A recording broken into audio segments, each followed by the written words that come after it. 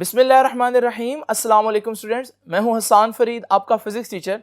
Students, आज हमारे पास एक बहुत इंपॉर्टेंट आर्टिकल डिस्कस करने को है जिसका नाम है यंग्स डबल स्लिट एक्सपेरिमेंट। याद रखिएगा स्टूडेंट्स, ना सिर्फ ये आपके बोर्ड के पॉइंट ऑफ व्यू से बहुत इंपॉर्टेंट आर्टिकल है, बल्कि फिजिक्स में वैसे भी इस आर्टिकल को बहुत अहमियत दी जाती है, क्योंकि लाइट के बारे में बहुत से आइडियाज जो हम हमेशा से गलत सोचते थे वो इस एक्सपेरिमेंट की वजह से सही हुए थे। तो स्टूडेंट्स, जरा देखते हैं कि आज के आर्टिकल में हमारे पास सीखने को क्या कुछ है। स्टूडेंट्स, आज के आर्टिकल को स्टार्ट करने से पहले हम लोग एक चीज डिसाइड कर लेते हैं, वो ये है कि यंग्स डबल स्लिट एक्सपेरिमेंट का पूरा नाम लेने की बजाय अगर मैं कहीं YDSE कह दूं तो इसका मतलब यंग्स डबल स्लिट एक्सपेरिमेंट ही होगा। स्टूडेंट्स, ये डायग्राम्स क्या कह रही हैं इनको हम बाद में डिस्कस करते हैं, लेकिन अभी मैं आप लोगों को बता दूं कि जब ने इस कायनात की जितनी भी चीजें हैं उनको दो मेजर कैटेगरीज में डिवाइड करते हैं फिजिक्स के अंदर। एक को हम बोलते हैं पार्टिकल्स और एक को बोलते हैं वेव्स। फिजिक्स में हम कहते हैं कि कायनात की कुछ चीजें जो है वो पार्टिकल नेचर रखती हैं और कुछ वेव नेचर। पार्टिकल क्या होते हैं? पार्टिकल वो चीजें होती हैं जो आपस में कोलाइड करती हैं, जिनका मैस होता है। आप देखते हैं पार्टिकल्स की अपनी कुछ स्पेशल कैरेक्टरिस्टिक्स हैं। जब हम वेव्स की बात करते हैं तो वेव्स में आप लोग जानते हैं कि जब वेव्स ट्रैवल करती हैं तो उनमें हमारे पास क्रस्ट होता है, ट्रफ होता है। इसी तरह आपको मालूम है कि वेव की अपनी कुछ कैरेक्टरिस्टिक्स हैं। तो जो चीजें वेव की कैरेक्टरिस्टिक्स पूरी करेंगे उन्हें हम वेव बोलेंगे, और जो चीजें पार्टिकल्स की तरह कोलाइड करेंगे, उनकी कैरेक्टरिस्टिक्स पूरी करेंगे, उन्हें हम पार्टिकल बोलेंगे। अब प्रॉब्लम क्या चल रहा था? प्रॉब्लम यह चल रहा था कि लाइट क्या है, पार्टिकल या वेव। अब इसको साबित करने के लिए हम लोगों ने बहुत से एक्सपेरिमेंट्स किए। डिफरेंट साइंटिस्ट जो हैं वो डिफरेंट आइडियाज रखते थे। मिसाल के तौर पर जो न्यूटन था वो ये बिलीव करता था कि लाइट छोटे छोटे पार्टिकल्स से मिलकर बनी हुई है। और वो ऐसा क्यों बिलीव करता था? क्योंकि अगर आप बात करते हैं लाइट के रिफ्लेक्शन की, आपको मालूम है लाइट जो है वो किसी भी रिफ्लेक्टिंग सरफेस से रिफ्लेक्ट हो जाती है। तो वो कहता है ये जो लाइट का रिफ्लेक्ट होना है ना, अगर आप देखो तो ये तो बिल्कुल ऐसे है जैसे आप किसी छोटी सी बॉल को फेंको तो वो भी तो उसी एंगल पर वापस आ जाती है। तो यहां पर light is colliding with the wall of the mirror just like particles. तो इसका मतलब हम कह सकते हैं, क्योंकि इस पर्टिकुलर फिनोमिना में यानी कि रिफ्लेक्शन के अंदर लाइट मिरर से इस तरह से बाउंस बैक हो रही है जैसे पार्टिकल्स होते हैं, तो इसलिए इस लाइट की रिफ्लेक्शन या रिफ्रैक्शन की वजह से हमने लाइट को एज ए पार्टिकल जो है वो सपोज कर लिया हुआ था। और ये आइडिया न्यूटन का था। तो वो रिफ्लेक्शन और रिफ्रैक्शन बिल्कुल ऐसे ही करती थी जैसे पार्टिकल्स करते हैं। तो स्टूडेंट्स, यहां एक और साइंटिस्ट का जिक्र आता है जिसका नाम था हाइगन। ये हाइगन क्या कहता था? आपको मैंने इस चैप्टर के बिल्कुल स्टार्ट में बताया कि हाइगन used to believe that light was a wave. Light एक वेव है, हाइगन का ये आइडिया था। और हाइगन इस आइडिया को कभी भी प्रूव नहीं कर सका, लेकिन वो फिर भी कहता था कि सपोज करें लाइट एक वेव है। अब हम कैसे प्रूव करें हाइगन के आइडिया को कि लाइट वेव है या नहीं? हमें कोई ऐसा एक्सपेरिमेंट चाहिए जिससे कंफर्म हो जाए कि लाइट जो है वो पार्टिकल्स की तरह नहीं बल्कि वेव की तरह बिहेव करती है। अब अगर आप लाइट को एज ए वेव ट्रीट करें तो वेव भी बिल्कुल वैसे ही रिफ्लेक्शन करेगी। यानी कि हाइगन का आइडिया भी रिफ्लेक्शन को एक्सप्लेन करता है, न्यूटन का आइडिया भी रिफ्लेक्शन को, लेकिन न्यूटन के आइडिया में रिफ्लेक्शन को प्रूव करते हुए वो लाइट को एज ए पार्टिकल इमेजिन करता है, तब भी लाइट उस पर पूरा उतर रही है। और अगर आप हाइगन के प्रिंसिपल को लेकर चलते हैं, लाइट को एज ए वेव समझते हैं, फिर भी वो बिल्कुल उसी तरह से रिफ्लेक्शन का फिनोमेना करता है। यानी कि रिफ्लेक्शन की बेस पर यह पता लगाना बहुत मुश्किल है कि लाइट पार्टिकल है या वेव, क्योंकि लाइट को पार्टिकल इमेजिन करो तब भी रिफ्लेक्शन हो सकती है और वेव इमेजिन करो तब भी रिफ्लेक्शन हो सकती है। तो यह असल प्रॉब्लम है। हमें कोई ऐसा यूनिक एक्सपेरिमेंट चाहिए जो सिर्फ वेव ही कर सकते हो। तो रिफ्लेक्शन तो पार्टिकल और वेव दोनों की प्रॉपर्टी है। वो एक्सपेरिमेंट हमें यंग्स ने दिया। अब वो एक्सपेरिमेंट क्या था मैं आपको थोड़ा सा बताता हूं। देखिए स्टूडेंट, पहले तो हम एक वेव इमेजिन करते हैं। ये देखिए, ये पानी की वेव्स हैं। आपको मालूम है, आप देख रहे हैं पानी की जो वेव्स हैं उनमें आपको कहीं पर क्रस्ट और कहीं पर ट्रफ नजर आ रहे हैं। ये चीजें अब आप डिटेल में जानते हैं। स्टूडेंट्स, मैं अगर इस पानी की वेव के सामने दो छोटे छोटे स्लिट्स रख दूं, हर स्लिट में से जब पानी की वेव निकलेंगी तो आप देखेंगे कि पानी की वो वेव्स आपस में जाते हुए सुपरपोज करेंगे, मिलेंगी। और जब वेव्स मिलती हैं तो यहां मैं आपको रोक कर एक बात बता दूं कि जब वेव्स मिलती हैं तो ये दो तरह से मिलती हैं। समटाइम्स वेव की क्रस्ट के ऊपर क्रस्ट आता है और ट्रफ के ऊपर ट्रफ आता है। इससे वेव का एम्पलीट्यूड बढ़ जाता है और यह इंटरफेरेंस कहलाती है कंस्ट्रक्टिव इंटरफेरेंस। समटाइम्स क्या होता है, वेव की क्रस्ट के ऊपर दूसरी वेव का ट्रफ आता है और इस सूरत में आप देखेंगे कि वेव एक दूसरे का इफेक्ट कैंसिल कर देगी और डिस्ट्रक्टिव इंटरफेरेंस होगा। तो अगर कंस्ट्रक्टिव इंटरफेरेंस हो पानी की लहरों में तो पानी की एक बड़ी लहर बनेगी, और डिस्ट्रक्टिव इंटरफेरेंस अगर पानी की लहरों में तो पानी की एक छोटी लहर या बिल्कुल भी पानी की लहर खत्म हो जाएगी। इसी तरह साउंड की बात करें, साउंड में अगर कंस्ट्रक्टिव इंटरफेरेंस हो तो हमारे पास एक लाउड साउंड सुनाई देगा, और अगर साउंड में हमारे पास डिस्ट्रक्टिव इंटरफेरेंस हो तो हमें मध्यम या फिर बिल्कुल भी साउंड सुनाई नहीं देगा। तो आते हैं वापस अपने उस वाटर वाले एग्जांपल पे। अब आप देखें पानी की ये जो दो वेव्स यहां से ओरिजिनेट हो रही हैं, ये दोनों वेव्स आगे जाकर मिल रही हैं। आपको कुछ ऐसे पॉइंट्स नजर आ रहे हैं जहां पर पानी की वेव थोड़ी सी ऊपर हो गई है, यानी कि ये वो पॉइंट्स है जहां पर दोनों वेव्स एक दूसरे के साथ कंस्ट्रक्टिव इंटरफेरेंस कर रहे हैं। फिर आपको कुछ ऐसे पॉइंट्स भी नजर आ रहे हैं जहां पर हमारे पास पानी का जो वेव फिनोमेना है वो बिल्कुल खत्म हो गया, यानी कि दोनों वेव्स ने एक दूसरे को कैंसिल आउट किया है। इसे हम बोलते हैं डिस्ट्रक्टिव इंटरफेरेंस। और अगर आप इस एंड पर देखें तो आपको series of constructive destructive pattern नजर आ रहा है, जिसमें आपके पास एक कंस्ट्रक्टिव इंटरफेरेंस के बाद एक डिस्ट्रक्टिव होता है, फिर कंस्ट्रक्टिव फिर डिस्ट्रक्टिव। ये जो पैटर्न आ रहा है ये तभी आ सकता है जब आपके पास वेव हो। ये पैटर्न कभी भी पार्टिकल नहीं दे सकते। तो इसका मतलब अगर हम लाइट को चेक करना चाहते हैं कि वो पार्टिकल है या वेव है, तो उसका एक सबसे आसान तरीका यह है कि आप एक ऐसा ही एक्सपेरिमेंट लाइट के केस में भी करो। जब आप ऐसा ही एक्सपेरिमेंट लाइट के केस में करोगे तो अगर लाइट पार्टिकल हुआ तो क्या होगा। तो इमेजिन करें, सपोज करें लाइट छोटे छोटे पार्टिकल्स हैं, तो आपको मालूम है पार्टिकल तो सिर्फ इन दोनों स्लिट्स में से सीधा सीधा पास करेंगे, तो आपके पास दो जगहों पर लाइट इकट्ठी होगी, यानी you will get two bright spots on the screen.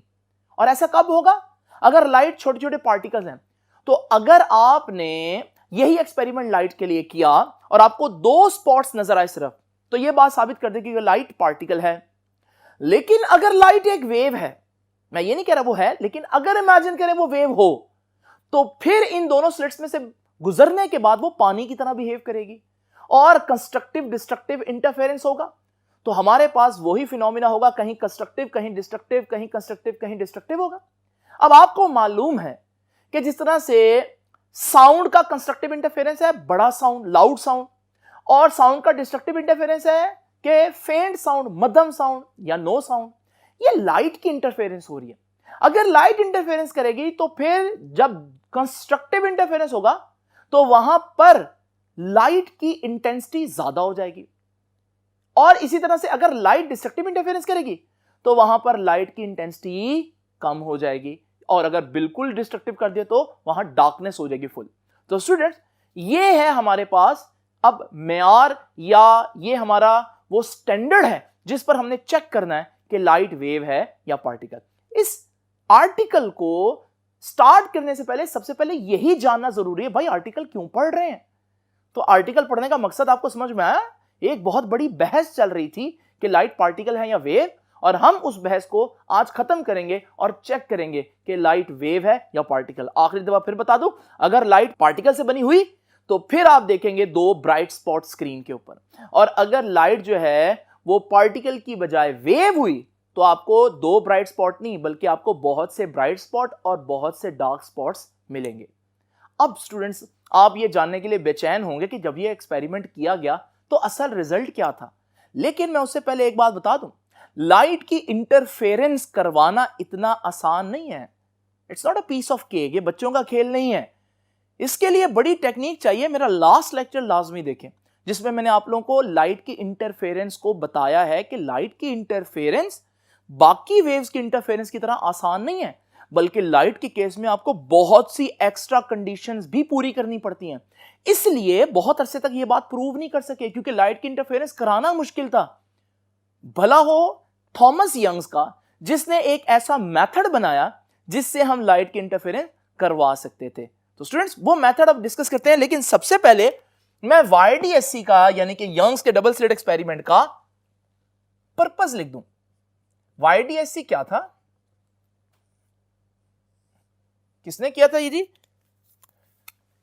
In 1801 Thomas young performed an experiment by using double slit. अब ये क्या है, मैं आपको इसको डिस्कस करता हूं।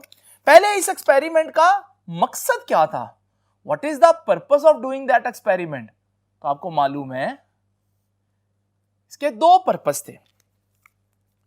क्या था? To study interference of light.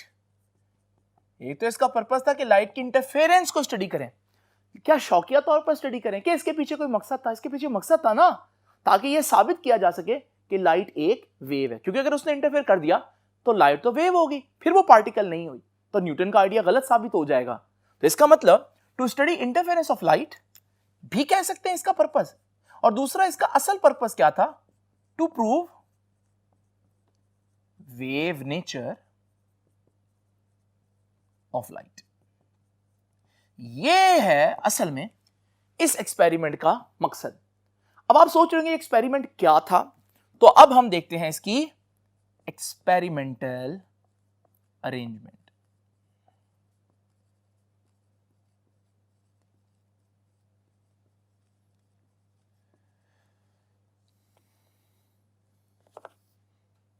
Now students, ये एक्सपेरिमेंटल अरेंजमेंट्स बहुत इंपॉर्टेंट है डिस्कस करना, क्योंकि मैं आपको बता चुका हूं लाइट की इंटरफेरेंस स्टडी करना आसान नहीं है।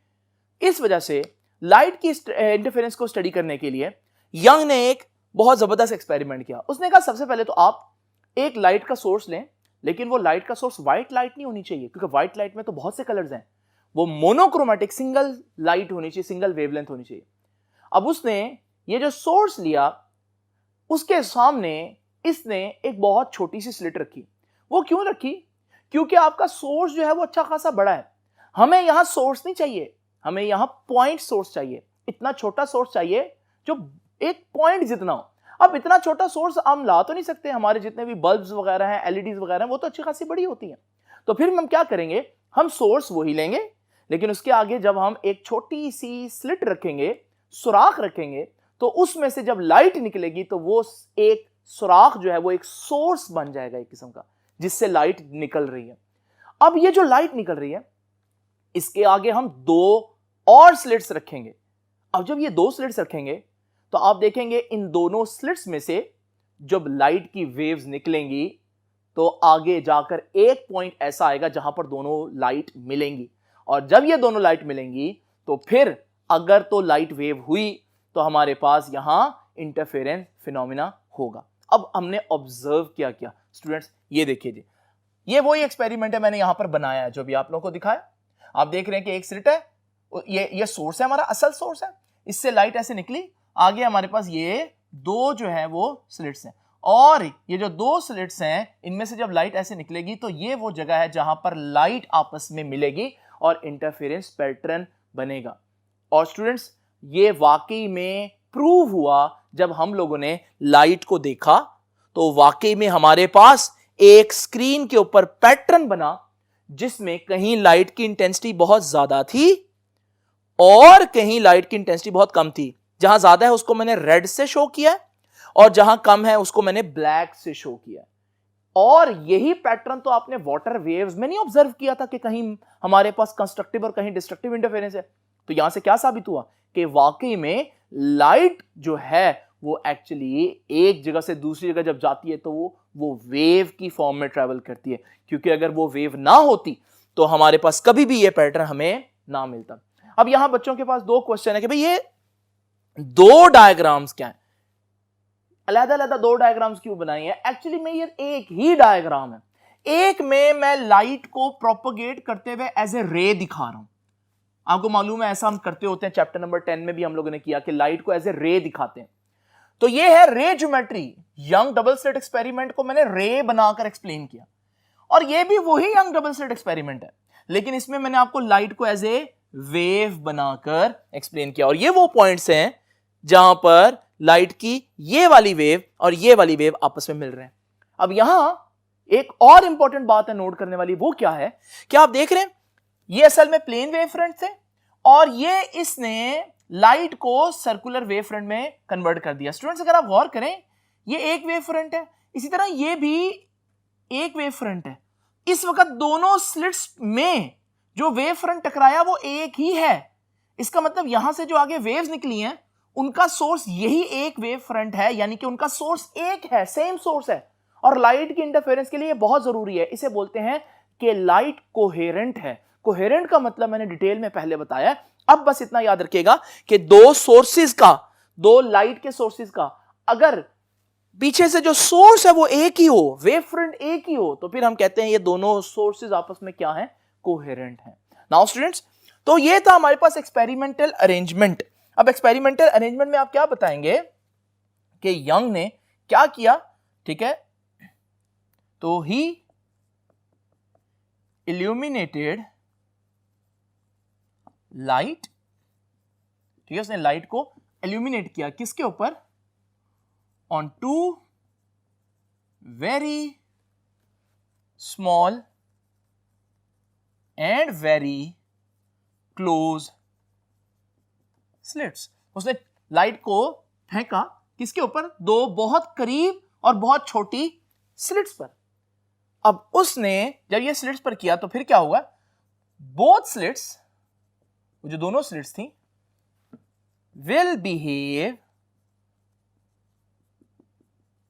Like a secondary source. और वो जो दोनों स्लिट्स हैं, वो फिर से सोर्स बन गई, उनसे लाइट फिर से ऐसे निकली जैसे एक ये सोर्स है और एक ये सोर्स है, सेकेंडरी सोर्स, ठीक है। तो ये हमारे पास उसकी एक्सपेरिमेंटल अरेंजमेंट है, ठीक है। तो सेकेंडरी सोर्स बन गया, hence light coming from slit S1 and slit S2, इन दोनों स्लिट में से जो मजीद लाइट निकल रही है वो कैसी है, इज कोहेरेंट। तो वो लाइट जो है जो इस स्लिट में से निकलेगी वो कोहेरेंट है, क्योंकि उनका एक्चुअल सोर्स एक ही है। तो ये हमारे पास इसके एक्सपेरिमेंटल अरेंजमेंट होंगे। और फिर उसने इस एक्सपेरिमेंट के बाद ऑब्जर्व क्या किया, व्हाट इज हिज ऑब्जर्वेशन। उसने क्या देखा, उसने देखा कि स्क्रीन के ऊपर क्या बन गया, दो ब्राइट स्पॉट्स बने या बहुत से डार्क और ब्राइट स्पॉट्स बने। तो बताइए, बहुत से डार्क और ब्राइट स्पॉट्स बने, जो ये बात की निशानदेही कर रहा है कि लाइट एक्चुअली क्या है, लाइट एक्चुअली वेव है। तो स्टूडेंट्स, उसकी ऑब्जर्वेशन क्या थी, ही ऑब्जर्व्ड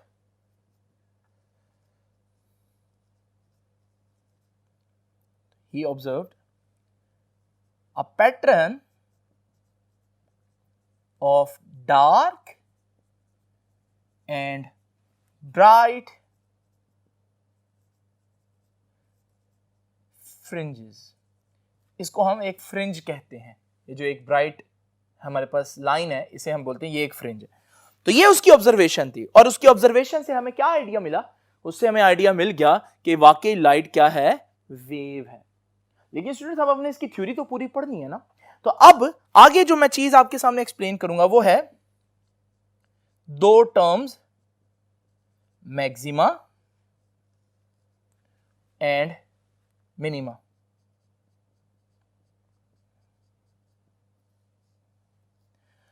देखिए, आपको मालूम है जहां लाइट की इंटेंसिटी ज्यादा हो गई है, इसका मतलब है कि ये दोनों वेव्स वहां पर कंस्ट्रक्टिव इंटरफेरेंस कर रही हैं। तो जहां कंस्ट्रक्टिव इंटरफेरेंस हो, इसका मतलब वहां क्रस्ट के ऊपर क्रस्ट और ट्रफ के ऊपर ट्रफ आया। इस पॉइंट को बोलते हैं मैक्सिमा, इसलिए मैंने मैक्स लिखा हुआ है।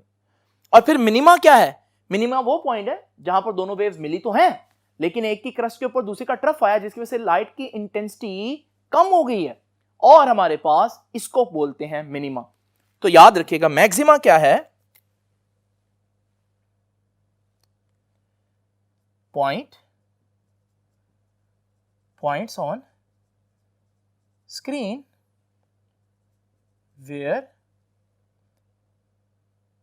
crust fall on crust। ठीक है जी। और मिनिमा क्या है? where crust fall on trough। तो मैक्सिमा आपको कैसा नजर आएगा? ब्राइट नजर आएगा। क्यों ब्राइट नजर आएगा? क्योंकि यहां पर कंस्ट्रक्टिव इंटरफेरेंस हो रहा है। और मिनिमा आपको डार्क नजर आएगा। क्यों डार्क नजर आएगा? क्योंकि वहां पर डिस्ट्रक्टिव इंटरफेरेंस हो गया। तो ये तो हो गया मैक्सिमा और मिनिमा की डेफिनेशन। तो स्टूडेंट्स जरा देखिए, हमारे पास ये जो आर्टिकल मैंने अभी तक आप लोग के सामने लिखा, ये आपको इस पेज पर सारा नजर आ रहा है। और अगर आप देखें, जो बिल्कुल स्टार्ट में उसने बताया हुआ कि 1801 में ये किसने एक्सपेरिमेंट किया था? थॉमस यंग ने। और फिर आप उससे नीचे देखें तो वो आपको पर्पस बता रहा है, to study interference of light. और फिर उससे आगे जो आपके पास है वो है एक्सपेरिमेंटल अरेंजमेंट्स, कि वो क्या क्या उसने एक्सपेरिमेंट्स के अंदर क्या क्या चीज ली, सोर्स कैसा था, स्लिट्स कैसी थी, वगैरह वगैरह। और फिर उसके बाद अगर आप देखें तो उसके नीचे उसने एक्सप्लेन किया है कि ऑब्जर्व किया उसने। तो क्या ऑब्जर्व किया उसने? Dark and bright conjunctive fringes observe की। और फिर अगले पेज पर अगर आप देखें तो आपको मैक्सिमा की डेफिनेशन में मिलेगी और मिनिमा की डेफिनेशन में मिलेगी। इसी तरह से ये डायग्राम भी मैंने आप लोगों के सामने बनाई है यहां पर, ठीक है। और इसी तरह से जो पिछले पेज पर डायग्राम है वो भी मैंने आप लोगों के सामने बनाई। इन दोनों डायग्राम्स को देखकर परेशान नहीं होना, ये दोनों एक ही चीज को एक्सप्लेन कर रही है। एक सिर्फ लाइट को एज ए रे बनाकर और दूसरे में लाइट को एज ए वेव बनाकर। तो स्टूडेंट्स अभी तक का मुझे आप लोग ये बताएं कि आपको आइडिया हो गया कि लाइट वेव है या पार्टिकल है? तो आप लोग आप बताएंगे कि लाइट वेव है। लेकिन स्टूडेंट्स अब क्वेश्चन ये है कि हमारे पास, हमें मालूम है यहां कहीं कंस्ट्रक्टिव हो रहा है और कहीं डिस्ट्रक्टिव इंटरफेरेंस हो रहा है, कहीं मैक्सिमा कहीं मिनिमा बनेगा। लेकिन सवाल यह है कहां मैक्सिमा और कहां मिनिमा बनेगा? इसके लिए हमें इक्वेशंस बनानी पड़ेंगी। तो आइए चलते हैं जरा मैथमेटिकल डेरिवेशन की तरफ कि इन इक्वेशंस को डेराइव कैसे करना है। स्टूडेंट्स मैथमेटिकल डेरिवेशन करने से पहले यह डायग्राम समझना बहुत इंपॉर्टेंट है। और इसकी जो कंस्ट्रक्शन है, ये जो पूरी मैं ज्योमेट्री बनाऊंगा, मैथमेटिकल डेरिवेशन के अंदर आप इसको कह सकते हैं कि ज्योमेट्रिकल कंस्ट्रक्शन। तो मैं जो कुछ इस डायग्राम में बनाऊंगा वो स्टेप बाय स्टेप आप लोगों ने लिखना भी है, और वो आपको बुक में एग्जैक्ट पूरा पैराग्राफ लिखा हुआ नजर आएगा।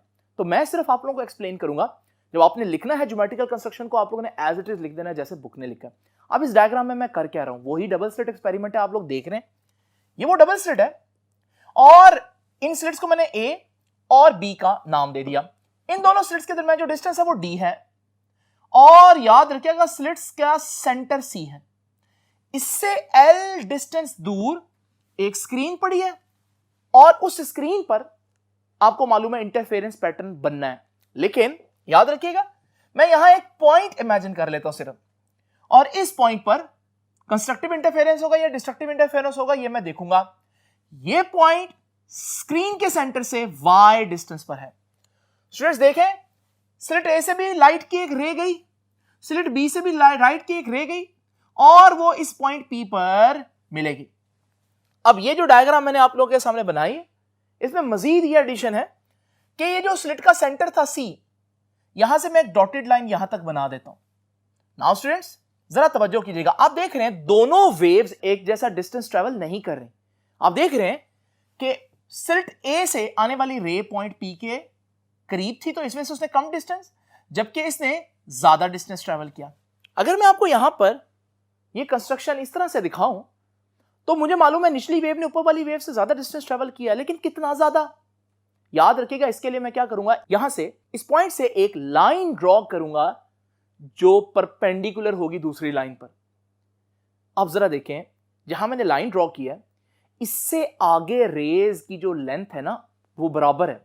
तो अगर मैं आपसे पूछूं कि जो हमारे पास निचली रे ऊपर वाली रे से कितनी बड़ी है, तो आप कहेंगे इतना। ये जो मैंने ब्लू में आपको दिखाया, इसे मैं कह देता हूं पॉइंट बी डी। जब वेव एक वेव दूसरी वेव से बड़ी हो ना, तो इसे हम टेक्निकल टर्म में कहते हैं पाथ डिफरेंस। तो अगर मैं कहूं दोनों वेव्स में कितना पाथ डिफरेंस है, तो याद रखिएगा ये होता है पाथ डिफरेंस, और इसको मैं बी डी कह रहा हूं। तो ये मैंने आप लोगों के सामने यहां पर किया कि मैंने यहां से परपेंडिकुलर गिराया और पॉइंट डी के ऊपर, ये जो है ना बी डी, दिस डिस्टेंस, ये वो डिस्टेंस है जो निचली वेव ने एक्स्ट्रा कवर किया है, तो ये हमारे पास पाथ डिफरेंस बी डी होगा। ये सारी बातें स्टूडेंट्स आप लोगों ने जो स्टेप बाय स्टेप वहां पर लिख देनी है एज इट इज। अब जरा तवज्जो कीजिएगा, मैथमेटिकली हम प्रूव कर सकते हैं कि अगर ये एंगल थीटा है ना, तो ये एंगल भी थीटा ही होगा। बस इसको आप लोगों ने यही जस्टिफाई करना है कि mathematically it can be proved if this angle is theta then this angle is also theta, बस। अब जरा चलते हैं अपनी मैथमेटिकल डेरिवेशन की तरफ। देखिए ये जो ट्राइंगल है ना, ये वाली, इस ट्राइंगल को मैं आपको बड़ा करके यहां पर दिखाता हूं, ये ट्राइंगल। अब इस ट्राइंगल में आप देख रहे हैं ये कुछ इस तरह से, ये स्लिट ए है, ये स्लिट बी है, और ये पॉइंट डी है, और ये एंगल थीटा है। ये बी डी पाथ डिफरेंस है, दोनों स्लिट्स के दरमियान जो डिस्टेंस है वो है डी। ठीक है, ये वाली सारी चीज मैंने आप लोगों के सामने यहां पर इस तरह से बड़ा करके दिखा दी। अब जरा स्टूडेंट्स देखें इस ट्राइंगल में, ठीक है, ज्योमेट्रिकल कंस्ट्रक्शन में आपने क्या लिखनी है, बुक की लाइंस। ठीक है, अब आगे मैं डेरिवेशन की बात करता हूं। तो ये जो हमारे पास ट्राइंगल है A B D, in triangle A B D, इस ट्राइंगल के अंदर अगर आप देखें साइन थीटा किसके बराबर होगा, साइन थीटा बराबर होगा, साइन थीटा किसके बराबर होता है, परपेंडिकुलर ओवर हाइपोटेनस। थीटा के सामने वाला परपेंडिकुलर होता है, तो बी डी ओवर हाइपोटेनस क्या होता है, 90 के सामने वाला, यानी कि ए बी। लेकिन बी डी क्या है, बी डी याद है पाथ डिफरेंस था, फिलहाल मैं इसको बी डी लिख देता हूं, लेकिन इसको भूलना नहीं आपने, पाथ डिफरेंस है। ये वो बता रहा है कि ये बी डी है, कि निचली वेव ऊपर वाली वेव से इतनी बड़ी है। अब जरा देखें ए बी क्या है, ए बी दोनों स्लिट्स के दरमियान डिस्टेंस है, और वो तो डी है। यहां से स्टूडेंट साइन थीटा किसके बराबर आया, बी डी ओवर डी, और बी डी किसके बराबर आया, डी इधर डिवाइड हो रहा था जाकर मल्टीप्लाई, तो B D is equal to D sine theta. ये है हमारे पास जो इक्वेशन जिससे आगे हम सारे काम करेंगे। स्टूडेंट्स ये जो बी डी है ना, इसको भूलना नहीं आप लोगों ने। बी डी क्या है, पाथ डिफरेंस, एक वेव दूसरी वेव से कितनी बड़ी है। अब जरा देखें, मैं मैक्सिमा की इक्वेशन बनाता हूं, तो इक्वेशन फॉर मैक्सिमा, आपको मालूम है स्टूडेंट्स मैक्सिमा कौन सा पॉइंट था, वो पॉइंट जहां पर कंस्ट्रक्टिव इंटरफेरेंस हो रहा है। वहां पर कंस्ट्रक्टिव इंटरफेरेंस क्यों हो रहा है, क्योंकि वहां क्रस्ट के ऊपर क्रस्ट आ रहा है। अब जरा देखिए स्टूडेंट्स, तवज्जो कीजिएगा, इस बात का पाथ डिफरेंस से क्या ताल्लुक है, जरा देखते हैं। आते हैं अपनी डायग्राम की तरफ। ये देखिए स्टूडेंट्स, मैं पॉइंट ए पर देखता हूं कि पॉइंट ए पर जब वेव्स मिलती है ना, तो वहां कंस्ट्रक्टिव इंटरफेरेंस हो रहा है। आप कहेंगे कंस्ट्रक्टिव इंटरफेरेंस क्यों हो रहा है, क्योंकि क्रस्ट के ऊपर क्रस्ट आ रहा है।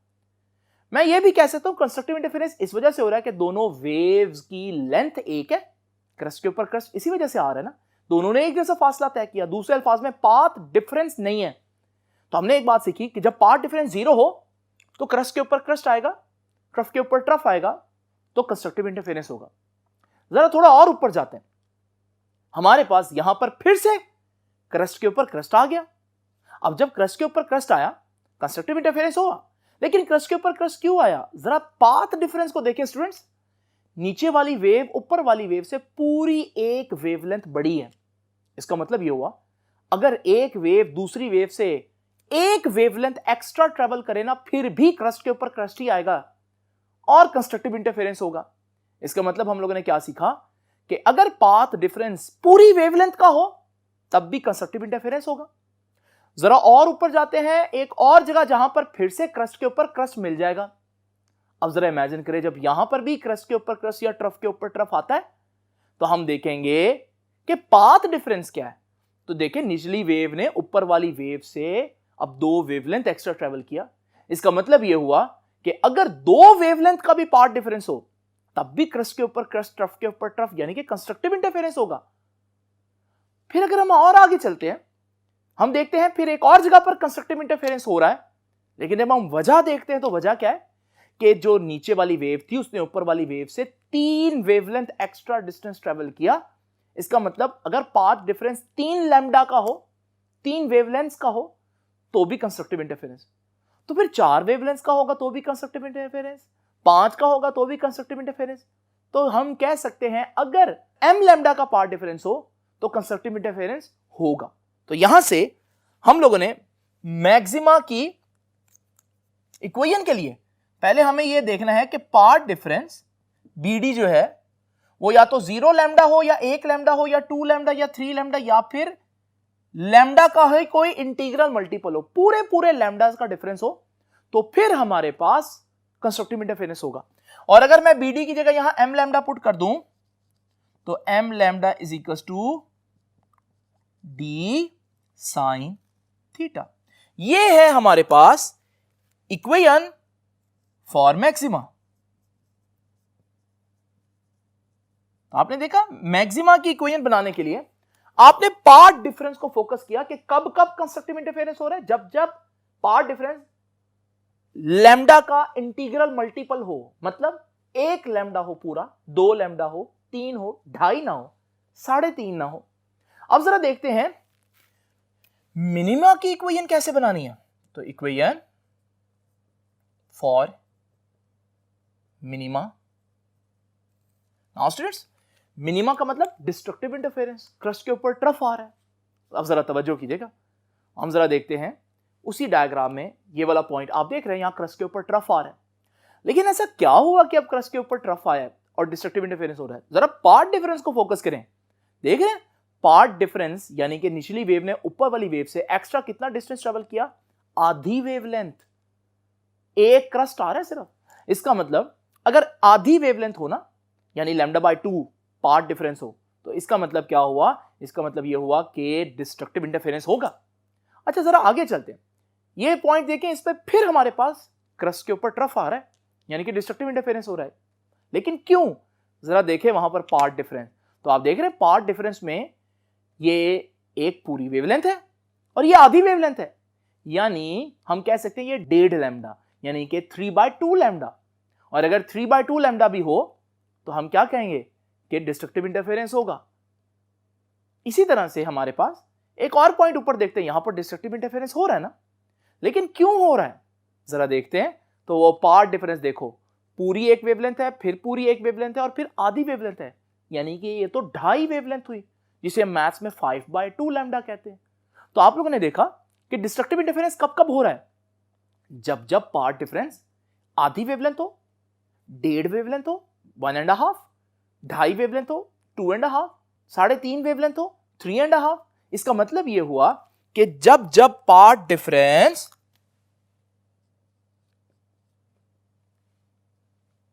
m+1/2 लैम्डा होगा, तब तक हमारे पास कंस्ट्रक्टिव इंटरफेरेंस नहीं होगा, बल्कि डिस्ट्रक्टिव इंटरफेरेंस होगा। तो यह है मैक्सिमा के लिए शर्त और यह है मिनिमा के लिए शर्त। नाउ स्टूडेंट्स, अगर मैं वो BD असल इक्वेशन जो है उसमें ये वैल्यू पुट कर दूं तो मेरे पास यही इक्वेशन अब मिनिमा के लिए आ जाएगा। तो BD की जगह मैं पुट कर रहा हूं m+1/2 lambda is equal to d sine theta. Now students, ये है इक्वेशन फॉर मिनिमा। स्टूडेंट्स, अभी इक्वेशंस ऑफ मैक्सिमा और मिनिमा आ गई हैं और ये दोनों इक्वेशंस आपको नेक्स्ट पेज पर यहां पर नजर आ रहे हैं। लेकिन एक इन इक्वेशन से रिलेटेड मजीद कुछ बातें भी हैं और ये आर्टिकल अभी हमारा हाफ हुआ है, तो इस आर्टिकल को मैं इंशाल्लाह कंप्लीट करूंगा नेक्स्ट लेक्चर में। तो आपसे मुलाकात होगी इंशाल्लाह नेक्स्ट लेक्चर में। तब तक के लिए अल्लाह हाफिज।